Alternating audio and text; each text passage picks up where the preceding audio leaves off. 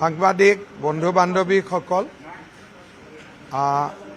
আপোনালোকক আমি জনাবলৈ পাই অত্যন্ত আনন্দিত যে যি ৪-৫ জন আমাৰ বিজেপিৰ কাৰ্যকৰ্তা নিৰ্বাচনত নিৰ্দলীয়ভাৱে মনোনয়ন দিছিল তাৰো সৰহভাগে আজি প্ৰত্যাহাৰ কৰাৰ বাবে সিদ্ধান্ত লৈছে। কেইবাজনো প্ৰাৰ্থী আহি দিলীপ শইকীয়া ডাঙৰীয়াক সাক্ষাৎ কৰিছে, ৰাতি মোকো সাক্ষাৎ কৰিব কেইবাজনেও। আৰু মই ভাবোঁ যে অহাকালি আমাৰ যিমানখিনি ২-৩ জন ব্যক্তিক বাদ দি আমাৰ যিমানে নিৰ্দলীয় প্ৰাৰ্থী দিছিলে সকলোৱে প্ৰত্যাহাৰ কৰি ল'ব। তেনেকুৱা কোনো বিজেপিৰ বিসম্বাদীয়ে বুলি কওক, বাগী বুলিয়ে কওক, তেনেকুৱা কোনো বিশেষ প্ৰাৰ্থী অহাকালিলৈ নাথাকিব।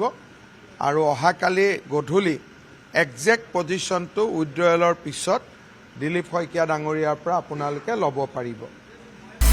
আপুনি বিচৰা বাতৰি পাব কেৱল নিউজ 18 এপত। নিউজ 18 এপ ডাউনলোড কৰিবলৈ স্কেন কৰক এই QR কোড। গুগল প্লে ষ্টৰতো পাব এই নিউজ 18 এপ।